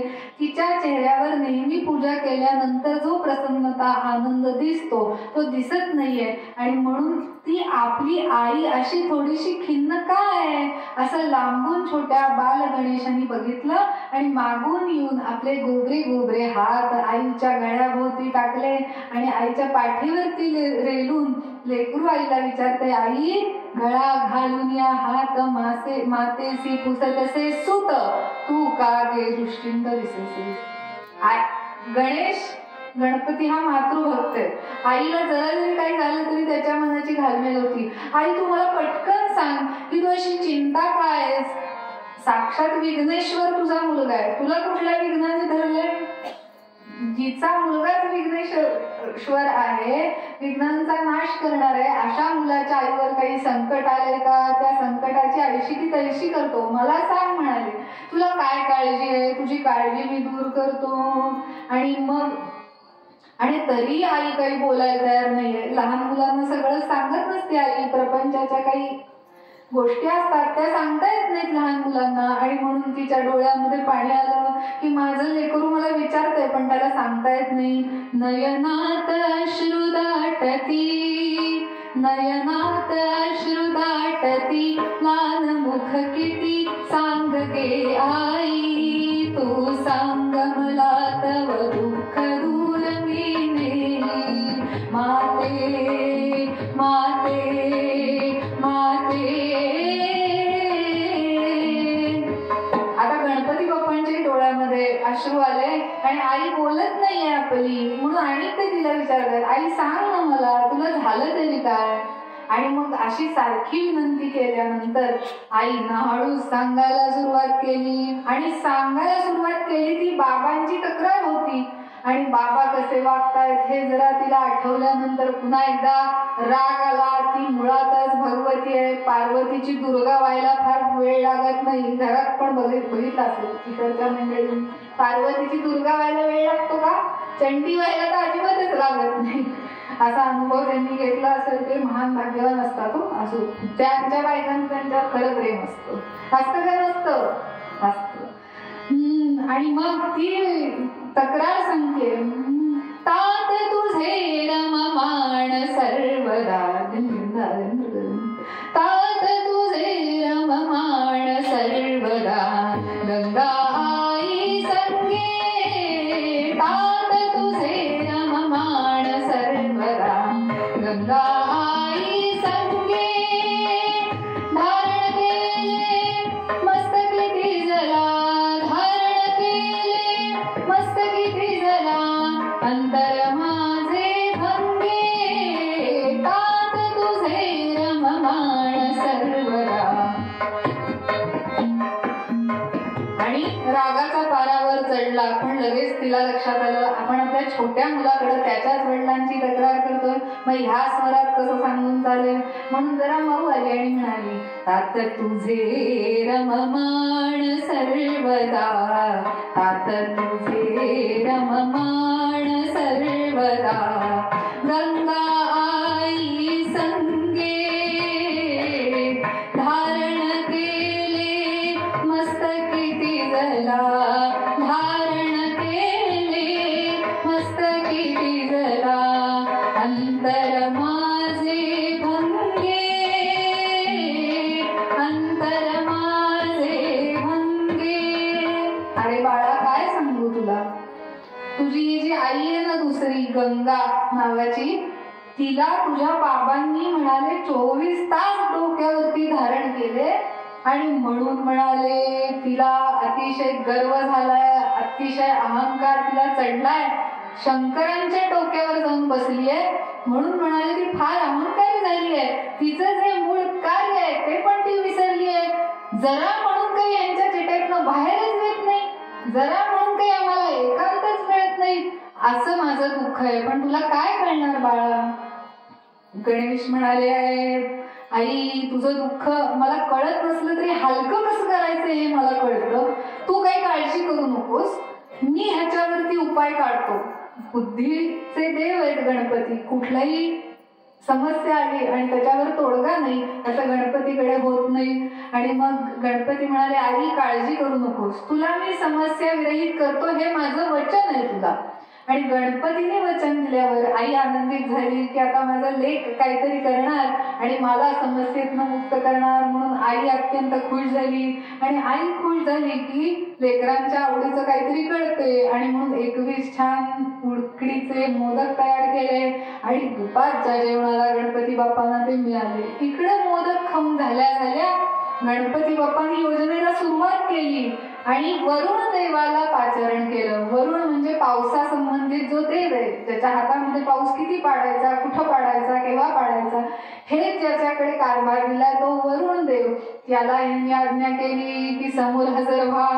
आणि म्हणून मग बोला हुनिया मग वरुणासी, बोला हुनिया मग वरुणासी, सांगे करी आवर्षणासी, सांगे करी आवर्षणासी, सोडून ब्रह्मगिरी शिखरासी गौतम मुनी तेथे, सोडून ब्रह्मगिरी शिखरासी गौतम मुनी तेथे, बोला हुनिया मग वरुणासी. वरुण देवाला बोलवलं, हजर राहा. देवाले आणि आज्ञा काय म्हणून विचारतायत, तेव्हा वरुणाला सांगितलं, बाबा वरुणा, या वर्षी तू एक काम कर, अखंड भारतवर्षामध्ये कुठेही पाऊस पाडायचा नाही. अरे वा, काम न करायची आज्ञा ही खूपच चांगली आहे, करायच्या आज्ञेपेक्षा. ओव्हर टाइम पेक्षा आज सुट्टी घ्या प्लस पगार मिळणार आहे, हे किती छान. मग म्हणाले, असं का बरं, संपूर्ण भारतात कुठंच पाऊस पडायचा नाही, मग अतिरिक्त पाण्याच्या साठ्याचं करायचं काय? तर म्हणाले, ते असं करा, ब्रह्मगिरी नावाचा जो पर्वत आहे नाशिकच्या आसपास, तिथं जावा. तिथं म्हणाले, त्या ब्रह्मगिरी पर्वतावरती गौतम नावाचे एक मोठे तपस्वी राहतात. त्यांच्या त्या क्षेत्रावरती, ब्रह्मगिरीच्या आसपास त्यांची शेती आहे, त्या शेतावरती, त्या परिसरावरती मात्र यथोचित पाऊस पडायचा, जेवढा पाहिजे तेवढा, जास्तही नाही कमी नाही. आणि तिथं सगळी भूमी फलाफळांनी भरली पाहिजे, तिथं धनधान्य समृद्धी झाली पाहिजे. बाकी कुठं पाण्याचा एक थेंब दिसला तर याद राखा. अशी तंबी गजाननाकडनं मिळाल्यावर हे म्हणाले, जशी आज्ञा, मी फक्त ब्रह्मगिरीवर पाऊस पडतो. आणि भारतभर दुष्काळ पडला, कुठेही पाण्याचा थेंब नाही. आणि ब्रह्मगिरीवर मात्र, जिथं गौतम ऋषी तपश्चर्या करत होते, गौतम ऋषींचं जे निवासस्थान होतं, तिथं मात्र भरपूर पाण्याची उपलब्धता आहे, फळाफुलांनी भरली आहे शेती, छान धनधान्य पिकलंय, सगळे जनावर धष्टपुष्ट आहेत, छान दूध देत आहेत, भरपूर समृद्धी आहे. हे जेव्हा बाकीच्या लोकांना कळालं, तेव्हा आपली मरकी हाडा आलेली जनावरं घेऊन, लहान मुलं घेऊन, पाय ओढत ओढत कसं तरी मंडळी सगळी ब्रह्मगिरीकडे पळायला लागली. का बरं? नुसतंच समृद्धीने युक्त नव्हतं, तर गौतम मुनी दानशूर पण होते, हा महत्वाचा गुण आहे. मी नुसताच समुद्र आहे, मला पान फुले वाहा असं नव्हे, माझ्याकडे जी संपत्ती आहे त्याचा यथायोग्य वापर, विनिमय समाजाच्या कल्याणासाठी पण मी करतो, अशी अवस्था, अशी वृत्ती गौतम मुनींची होती. गौतम तपस्वी मोठा, गौतम तपस्वी मोठा, ब्रह्मगिरी आसपास करी शेती, बहुदान शूर होता, बहुदान शूर होता, आश्रया बहुत जन येती. आणि मग त्यांच्या या दानशूर स्वभावाला धरून मंडळी यायला लागली आणि त्यांच्या आश्रयाने राहू लागली. आणि थोड्या दिवसात सगळ्यांच्या तब्येती सुधारायला लागल्या, ब्रह्मगिरीवर गर्दी व्हायला लागली. आता लोकांची गर्दी झाल्यावरती संध्याकाळच्या वेळेला काय करणार, दिवसभर सगळे आपापलं काम करायचे. संध्याकाळी काही टीव्ही नव्हता, ताबडतोब वाटोळं ते नव्हतं त्यावेळेला, तेच बरं होतं. आता ते आहे, त्यामुळे लोकांना वेळ नाहीये कीर्तनाला यायला, असं आहे ना. काल काय झालं हे सांगण्यात त्या सिरियल मधली 10 मिनिटं जातात, उद्या काय होणार आहे हे दाखवण्यामध्ये 10 मिनिटं जातात, आणि मधल्या 10 मिनिटांमध्ये 5 मिनिटं जाहिराती दाखवून 5 मिनिटाची गोष्ट सांगण्यात येते. पण वर तोंड करून माणसं तास तास त्या टीव्हीकडे बघत बसलेली असतात. म्हणजे ताबडतोब वाटलं होतं ना, कशाचं, वेळेचं, दुसरे कशाचं, जगदंबा माता की. पण पण तरी बघतात, पण त्यावेळेला नव्हतं. मग एवढ्या सगळ्या समाजाच्या मनोरंजनाचं किंवा आत्मरंजनाचं काय साधन? म्हणून गौतम मुनी काही कथा कीर्तन प्रवचन आयोजित करायचे. आणि एक दिवस त्यांच्याकडे एक भले मोठे थोराड असे डुलट डुलट आलेले शास्त्री त्यांना दिसले. त्यांच्या बरोबर शास्त्री दष्टपुष्ट असले तरी गाय होती, ती मरकी होती त्यांच्या बरोबरची. आणि त्या मरक्या गाईला घेऊन हे शास्त्री त्या ब्रह्मगिरीवरती आले आणि म्हणाले, गौतम मुनी इथेच राहतात का? हे म्हणाले, या शास्त्रीवर आपलं नाव काय आहे, कुठून आला? तेव्हा हे म्हणाले, माझं नाव गणेश शास्त्री आहे. आणि म्हणाले, मी कैलासातनं हिमालयातनं आलोय. म्हणाले, तिथं मी राहून वेदाध्ययन केलंय, वेगवेगळ्या कलांचा अभ्यास केलाय, शास्त्रांचा अभ्यास केलाय. अहो नुसता कलांचा शास्त्रांचा अभ्यास काय, 14 विद्या आणि 64 कलांचा अधिपती असलेला तो साक्षात गजाननच होता, रूप पलटून आलेला गणेश शास्त्री नावाचं रूप. आणि मरकी एक गाय बरोबर होती हो त्यांच्या. म्हणाले, या गाईला काही खायला मिळत नाहीये, तुमच्याकडे काहीतरी चारा मिळेल म्हणून आलोय, इथं जरा राहतो म्हणतो काही दिवस. आणि म्हणले, तसं राहणार नाही, काही प्रवचन करेन, पुराण सांगेन, आपल्या मंडळींचं मनोरंजन करीन, गायन सेवा करीन, पण मला इथे राहू द्या माझ्या गायी बरोबर. पण एक लक्षात ठेवा, माझी गाय मला प्राणापेक्षा जास्त प्रिय आहे. तिला जर काही धक्का पोचला तर त्या क्षणी म्हणाले, मी इथून रागावून निघून जाईल, मग पुढची जबाबदारी तुमची. तेव्हा गौतम मुनी म्हणाले, महाराज तुमच्यासारखे विद्वान मंडळी जर ब्रह्मगिरीवर आले तर आमचं ते भाग्य आहे. म्हणाले, तुमच्या गायीची जबाबदारी आजपासून आमची. आम्ही तिला चारा देऊ, खायला प्यायला देऊ, उत्तम पाणी देऊ, तिची सगळी म्हणाले बडदास्त राखू. त्यांना एक कुटी बांधून दिली. गणेश शास्त्रींचं पुराण कीर्तन प्रवचन सुरू झालं. आणि साक्षात बुद्धीचा देव ज्या वेळेला कीर्तन प्रवचन करत असेल तेव्हा ते किती रंगून जात असेल. लोक आनंदाने ते ऐकायला लागली. आणि गणेश शास्त्रींचं कीर्तन ऐकायचं, प्रवचन ऐकायचं म्हणून ब्रह्मगिरीवर अनेक गर्दी व्हायला लागली. आणि असे बरेच दिवस आनंदात गेले. पण सगळे दिवस आनंदात जात नसतात, कुठेतरी काहीतरी खटपट होती, गडबड होती. आणि ती झाल्याशिवाय गोष्टीत रंजकता येत नाही, म्हणून पण होती ती. आणि मग एक दिवस असंच झालं, ज्या कारणासाठी गणपती तिथं आले ते कारणच घडून येईना. म्हणून गजाननाने त्या दिवशी आपली लीला दाखवायला सुरुवात केली. आपल्या गाईला दिलं सोडून. तोपर्यंत त्यांची ती मरकी गाय चांगली धष्टपुष्ट झाली होती, खाऊन खाऊन चांगला चारा. आणि पहिली जी साधी सुधी गरीब गाय होती ती जरा थोडीशी जरा लुशा देणारी आणि आपली ताकद दाखवणारी अशी गाय झाली होती. आणि ह्यांनी त्या गायीचं नाव सोडलं आणि तिला सांगितलं, बाई ग, आता खरी भूमिका निभवायची वेळ आली आहे. जा म्हणाले, गौतम ऋषींचं जे समोरचं असं थान भरलेलं शेत दिसतंय की नाही उगवून आलेलं, ते जा आणि धुमाकूळ घाल, तुला पाहिजे तो दंगा कर. ही बरेच दिवस बसलीच होती त्या संधीची वाट बघत. तिला त्याच कामासाठी आणली होती. आधी कैलासामध्ये भरपूर वेळेला त्याचं रिपिटेशन करून घेतलं होतं आणि ती वेळच येईना म्हणल्यावर हिला कंटाळाच आला होता. आता संधी आली म्हणल्यावर ती गाय अशी चौकून उधळली आणि गौतम मुनींच्या कुटीच्या समोरचा जेवढा भाग होता शेतीचा, बरोबर तेवढाच भाग उद्ध्वस्त करायला, खाऊन टाकायला सुरुवात केली. हातातोंडाशी आलेलं पीक नासधूस होतंय म्हणल्यानंतर गौतम मुनी बघायला लागले आणि त्यांचा रागाचा पारा कधी नव्हे तो वाढायला लागला. कारण इतक्या लोकांचं अन्नधान्य त्या शेतीवरती अवलंबून होतं. पण त्यांची मोठी पंचायत झाली. पहाटेची वेळ होती, ऋषीवर आपल्या नित्यनैमिक साधनेत होते आणि ती पूर्ण झाल्याशिवाय त्यांना उठता येत नव्हतं. त्या साधनेतनं त्यांना उठता येईना. बरं, साधना अशी होती की बोलायचं नाही.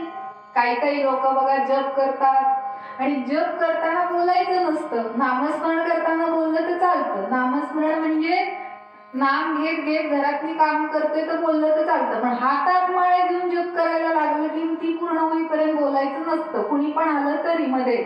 पण काही लोकांना सवय असते, हातात माळ घेतात आणि सांगतात मी बोलणार नाहीये.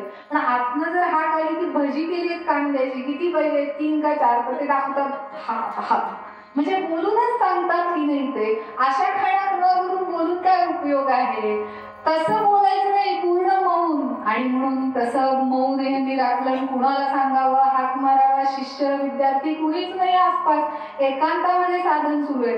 मग त्यांनी काय केलं, ऋषीमुनींच्या जवळ दर्भ असतं म्हणजे गवताची वाळलेली काडी ती लागते त्यांना, ती वाळलेली काडी घेतली, त्याच्यावरती शक्ती अभिमंत्रित केली. आताच सांगितलं शक्ती संचय आहे त्यांच्याकडे, शक्तीने अभिमंत्रित केली ती काडी.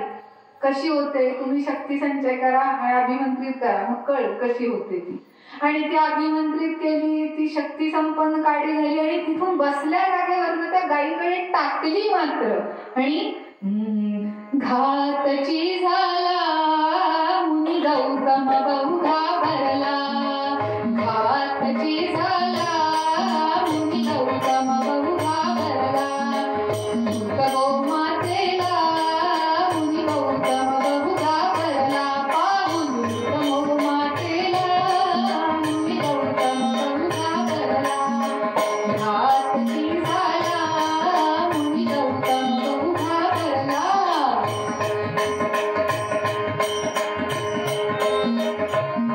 अहो करायला गेलो एक आणि झालं तिसरंच. ती काडी मारून फेकली होती तिच्या दिशेनं की तिला तिथून उचकून लावावं म्हणून. ती काडी आलेली हिनं बघितलं आणि भूमिकेचा पुढचा टप्पा गाठला. ती काडी अंगावर पडल्या पडल्या ती अशी काही खाली बसली की ती जिवंत आहे का मेली हा संशय यावा, काहीच हालचाल नाही हो. आणि इतका प्रभाव आपल्या शक्तीचा होईल असं वाटलंच नव्हतं. म्हणजे मारायला गेले चौका आणि बसला छक्का अशातला प्रकार झाला.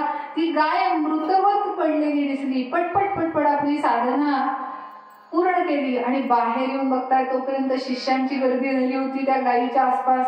आणि शिष्य काय बोलत होते माहितीये का, अरे गणेश शास्त्रींची गाय मेली, गणेश शास्त्रींची गाय मेली. असं ऐकल्यानंतर मात्र गौतम मुनींना आणखीनच घाम फुटलं. आपण काडी टाकावी आणि गाय मरावी म्हणजे गो हत्येचं पातक. त्याच्यात म्हणाली ती गणेश शास्त्रींची लाडकी गाय. आधीच सांगितलं होतं आमच्या गाईला काही झालं तर आमच्यासारखं वाईट कुणी नाही, आम्ही हे सोडून देऊ, तुम्हाला शाप देऊ. आपण गायीची जबाबदारी घेतली होती. आता ही गाय कशी भरून द्यायची, दुसऱ्या कोणाची असते रे, एका गाईला 10 गायी दिल्या असत्या, पण आता गणेश शास्त्रींची ही लाडकी गाय कुठून भरून द्यावी. म्हणून गौतम मुनी उभे होते, ते खाली बसले विचार करत.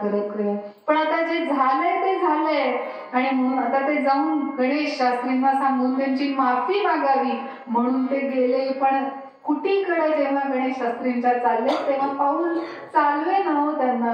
आणि गणेश शास्त्रींनी लांबच गौतम मुनींना येताना बघितलं आणि त्यांच्या गतीवरनं आपल्या कामाची प्रगती काय झाली ती त्यांना कळली.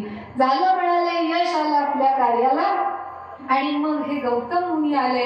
या बसा, नमस्कार, चमत्कार झाला. काय आज कसं काय इकडे येणं केलं पहाटे पहाटे? नाही म्हणले, दुःखद बातमी आपल्याला सांगायची आहे. म्हणले रागवू नका, पण आपली गाय म्हणायचा अवकाश की गाय, माझ्या गायीला काय झालं असं त्यांनी विचारल्यावर झालेली हकीकत गणेश शास्त्रींना निवेदित केली गौतम मुनींनी आणि माफी मागितली. तो हे गणेश शास्त्री रागारागाने बोलायला लागले आणि इतके संतापले की त्यांना शांत करता करता नाकी नवली. पण म्हणाले, आपण एवढे मोठे शास्त्री आहात, अध्ययन केलंय, शास्त्रात कुठंतरी काहीतरी याच्यावर प्रायश्चित्त असेल, काहीतरी उपाय असेल. तो म्हणाले, आम्हाला सांगा. मग जरा काही पानं उलटून बघितली. छे छे छे म्हणले, गो हत्येच्या पातका इतकं वाईट पातक नाही, कुठंच काही नाही हो म्हणले. नाही, जरा पालक पाया एकदा पडतो, पण मला ह्या संकटातून सोडवा, काहीतरी उपाय असेल का नाही? सगळ्या प्रश्नांवर उपाय आहे म्हणाले. ठीक आहे म्हणले, पुन्हा एकदा बघतो. आणि पुन्हा एकदा चोपड्या चालल्या आणि म्हणाले, एकच उपाय मनात आधीच ठरवून आले होते, तो उपाय काय येते. आणि काय म्हणतायत त्यांना, आराधना तू करी त्र्यंबकाची, प्रसन्न होताची वरहाची साची. आता तू एकच उपाय कर, त्र्यंबकाची म्हणजे नाशिकचा जो त्र्यंबकेश्वर आहे, शंकर आहे, त्याची उपासना कर आणि त्या उपासनेतून तुला जी ताकद मिळेल, जी शक्ती मिळेल. आराधना तू करी त्र्यंबकाची, प्रसन्न होताची वरहाची साची. वर मागायचा, प्रसन्न झाल्यावर भगवंत काय मागशील? मागे तयासी जटेतील गंगा. आली की नाही वरून खाली, काम झालं की नाही यायचं? मागे तयासी जटेतील गंगा. ती खाली आली की तुझं पातक नष्ट होईल, तिच्या प्रवाहामध्ये स्नान कर. मागे तयासी जटेतील गंगा, स्नाने करीजी तव पाप भंगा. नमः पार्वती पते हर हर महादेव. मुनीला आणि त्या क्षणीच आपण न केलेल्या गोहत्येच्या पातकातनं मुक्त होण्यासाठी गौतम मुनी घोर अरण्यामध्ये निघून गेले आणि नमः शिवाय नमः शिवाय नमः शिवाय नमः शिवाय म्हणा, नमः शिवाय नमः शिवाय नमः शिवाय नमः शिवाय असा जप सुरू केला आणि तपश्चर्या सुरू झाली. पण तपश्चर्या सुरू झाली की विघ्न पण येतात. ही तपश्चर्या जिच्या करता सुरू झाली त्या भगवती गंगेला सगळं समजलं की मला शंकराच्या जटेतनं खाली पृथ्वीवरती नेऊन त्या त्र्यंबकेश्वरी प्रवाहित करण्यासाठी ह्या गौतमाचे प्रयत्न सुरू आहेत, तर त्याची तपश्चर्याच पूर्ण होऊ देऊ नका म्हणून तिची एक सेविका होती, तिचं नाव जटिका, जटेत राहती म्हणून जटिका तिचं नाव. तिला सांगितलं तू त्या गौतम मुनीच्या पत्नीचं रूप घे आणि त्यांच्या साधनेमध्ये जाऊन विघ्न कर, जरा घरची कामं आहेत म्हणून सांग जाऊन मुनींना. ही बिचारी जटिका चांगला मेकअप करून गौतम मुनींच्या पत्नीचं रूप घेऊन तिथं गेली आणि त्यांच्या आराधनेमध्ये व्यत्यय आणायला लागली. पण ज्या वेळेला त्यांनी हिला ओळखलं आणि सांगितलं तुला शाप देईन, तुझं खरं रूप काय ते सांग, आणि तेव्हा ती घाबरली आणि त्यांची माफी मागितली आणि सांगितली की मी अशी भगवती गंगेच्या आज्ञेने तुमच्या तपश्चर्येत खंड करायला आले होते. तेव्हा तिला माफ करून पुन्हा एकदा या गौतम मुनींनी तपश्चर्या सुरू केली. तप उग्रते मग गौतमाने तप उग्रते मग गौतमाने तप उग्रते मग गौतमाने केले धरोनी दृढ ध्यास त्याने केले धरोनी दृढ ध्यास त्याने तप उग्रते.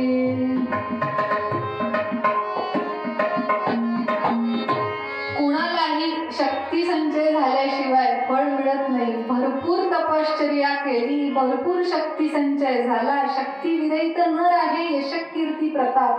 शक्तीशिवाय मिळत नाही. मी बसल्या जागेवर बसतो, अगदी असल माझा हरित दिल खाटल्यावरी, पण तो आसण्यासाठी सुद्धा आधी भरपूर नामस्मरण करायला लागतं, मग खाटल्यावर बसून मिळतं. तशा पद्धतीनं गौतम मुनींनी छान तपश्चर्या केल्यावर भगवान भोलेनाथ प्रसन्न झाले आणि ते या गौतम मुनींच्या समोर येऊन उभे राहिले आणि मग गौतम मुनींना असं ते म्हणतायत की आता तू तपश्चर्या पूर्ण कर, तुझी तपश्चर्या छान मला पावली आहे आणि तुला काय पाहिजे ते मला सांग. तेव्हा हात जोडून या शंकराकडे, अवढरदानी शंकराकडं या गौतम मुनींनी मागणी केली की माझ्या हातून कळत न कळत घडलेलं गोहत्येचं पातक धुवून जाण्यासाठी आणि प्रायश्चित्त म्हणून मी ही तपश्चर्या केली, त्या पुण्य प्रभावाने आपल्या जटेतल्या गंगेचा एक प्रवाह या ब्रह्मगिरीवरती प्रवाहित व्हावा, त्याच्यात मी स्नान करीन असं सांगितल्यानंतर हे माझं मागणं मान्य करा म्हटल्यावरती शिवशंकरांनी ते मागणं मान्य केलं आणि तथास्तु म्हणून वर दिला. आणि त्यावेळेला जटेत असलेल्या गंगेने तो वर ऐकला, पण तिला खाली यायचं नव्हतं, तिला आपलं काम करायचं नव्हतं. खुर्ची सोडायला आवडते का कोणाला? काम करायला आवडतं का खुर्ची सोडून? खुर्ची पाहिजे पण काम करायला नको, अशी अवस्था झाल्यामुळं ती म्हणाली मी काही खाली येत नाही, मी काही जात नाही ब्रह्मगिरीवर. त्यावेळेला शंकर चिडले, किती वेळेला समजावून सांगणार ना. मग एक वेळेला पारा शंकरांचा वरती चढला आणि मग शंकर चिडल्यावर काय होतं, कडकडाटाने डमरू गरजू लागे, कडकडाटाने डमरू गरजू लागे, क्लांत थै थै थै तांडवास लागे, क्लांत थै थै थै तांडवास लागे.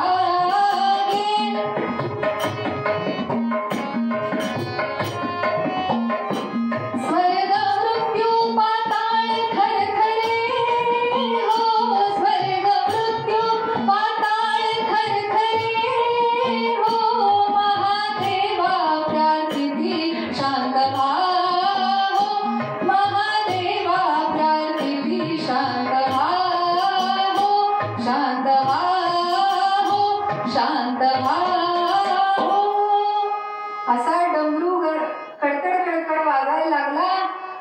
एक एक जटा सोडायला शंकरांनी प्रारंभ केला आणि स्वर्ग मृत्यू पाताळ थरथरायला लागलं शंकरांचा तो क्रोध बघून. आणि ही खाली येत नाहीये समजून सांगून सुद्धा म्हटल्यानंतर शंकरांनी आपली ती जटा सोडली आणि खाडकन त्या ब्रह्मगिरीच्या डोंगरावरती आपटली. आणि जसा जसा तिचा वेढा सुटायला लागला तसं तसं भगवतीला कळलं की आता आपलं इथलं स्थान डळमळलंय, आता खाली जाऊन ह्यांचं कार्य केलंच पाहिजे. तेव्हा त्या गंगेचा जो प्रवाह खाली यायला लागला त्याच्याकडे बघून गौतम मुनींनी नमस्कार करून प्रार्थना केली. पाहता दीना ते सकरुण खरा तो कळकळे, द्रवेना तत्प्रेमा भगवती मला ओ कळकळे. तव स्नेहा नाही जननी उपमाता पलीकडे, मुलाघेची साची ढकली उपमाता पलीकडे. भगवती गंगा माता की जय. आणि तिचा छान असा प्रवाह जोराच्या वेगाने त्या ब्रह्मगिरीवरती शंकरांच्या जटेतून खाली आला आणि तो प्रवाह ओसंडून व्हायला लागला. आणि त्याच प्रवाहाला गोदावरी गंगा अशा नावाने नवीन नामकरण झालं. म्हणून ती गोदावरी नदी आहे, तो गंगेचाच एक प्रवाह तिथं गोदावरी नामकरण होऊन प्रकटला. त्या ब्रह्मगिरीवर ज्या भगवंतांनी जटा आपटल्या म्हणे आजही त्या ब्रह्मगिरी पर्वतावर त्या जटेच्या खुणा बघायला मिळतात. आणि जेव्हा ती गंगा प्रकटली त्यावेळेला त्या गंगेमध्ये स्नान सचैल स्नान या गौतम मुनींनी केलं आणि न केलेल्या पापातनं ते मुक्त झाले. आणि या दृष्टीने बाकी सगळ्या ठिकाणी सुद्धा जिथं जिथं गोदावरीचा प्रवाह पुढे गेला, महाराष्ट्र ओलांडून महाराष्ट्राच्या बाहेर गेली, तिथं तिथं सगळी भूमी तो सुजलाम सुफलाम करत गेला. म्हणजे लोकांचंही काम झालं, लोकांचंही कल्याण झालं. आणि पार्वतीने हा जो काही लीला केली ती काही पार्वती सामान्य स्त्री सारखी नाहीये, पण गंगेने आपलं काम करावं म्हणून तिनं हा जो काही लीला करून आणली. तर आईची इच्छा पूर्ण केलेल्याचंही पुण्य गजाननाला मिळालं. त्या निमित्ताने लोकांचं कल्याण झालं.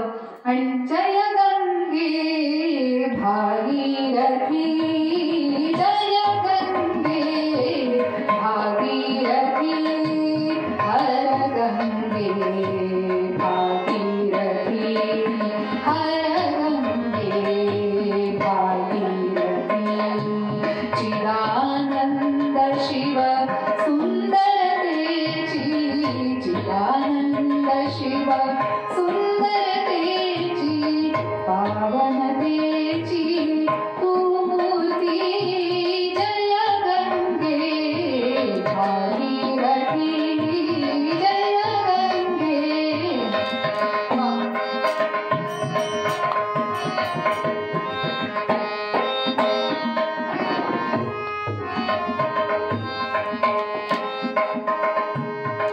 जगदाधारा तव जलधारा, जगदाधारा तव जलधारा, अमृत मधुरा कांतीमती. शंकर शंकर जय शिव शंकर, शंकर शंकर जय शिव शंकर. लहरी लहरी त्या निनादती, लहरी लहरी त्या निनादती. जय गंगे भागीरथी, जय गंगे भागीरथी, हर गंगे भागीरथी, हर गंगे भागीरथी. जय गंगे, जय गंगे, जय गंगे भागीरथी. भगवती गंगा मैया की जय. आणि असा शक्तीचा संचय करून गौतम मुनींनी स्वतःसह सगळ्यांचं कल्याण केलं. आणि गणेश शास्त्री पुन्हा एकदा मूळ स्वरूपात कैलासावर परतले आणि आईच्या पुढे जाऊन त्यांनी झालेली हकीकत सांगितली. आणि माऊलीने त्यांना अत्यंत आनंदाने कवटाळलं. हा सगळा म्हणाले मूळ पदात सांगितल्याप्रमाणे शक्तीचा प्रभाव आहे. ज्याच्याकडे शक्ती आहे तोच भगवंताला खेचू शकतो. म्हणून भगवंताला खेचण्यासाठीची जी शक्ती आहे ती नामस्मरणामध्ये आहे. आणि त्या शक्तीचा संचय आपल्याकडे व्हावा म्हणून सगळ्या संतांचं वारंवार सांगणे की नामस्मरण करा. झाली कीर्तन सेवा श्री भगवतीच्या चरणी आपण अर्पण करूया आणि मूळ पदामध्ये रामदास स्वामी महाराज काय म्हणाले हे बघून झालेल्या कीर्तन सेवेला आपण विराम देऊया. आपण सगळ्यांनी उत्तम लक्ष देऊन मन एकाग्र करून कीर्तन ऐकलं. या दोन्ही साथीदारांनी उत्तम साथ केली. या सगळ्यासाठी आपलं किती कौतुक करावं तेवढं थोडंच आहे. पुन्हा पुन्हा असं सेवेला मला बोलवत जा, मी येत जाईन. रामदासी संप्रदायामध्ये भगवंताकडे मागणं मागतात.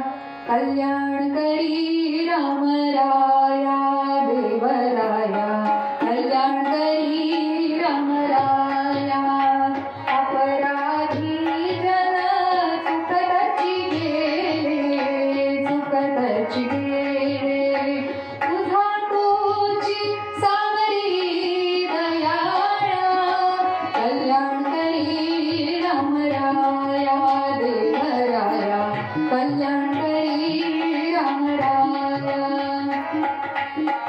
अनंत युगाची जननी तुळजा, जननी तुळजा, तिचे स्वरूप उमजोनी, तिचे स्वरूप उमजोनी, समजोनी राधे तो ज्ञाता, समजोनी राधे तो ज्ञाता. दास म्हणे हा विस्तार, विस्तार, तत्वज्ञानी जाणती, अनंत युगाची जननी तुळजा, जननी तुळजा.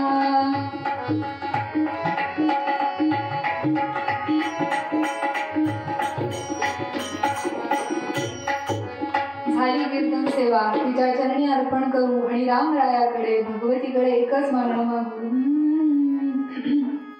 रामा मी तव दास दास म्हणवी माते कशाचे भय, रामा जाईन जेथे सुखगना होतील तेथे जय, रामाया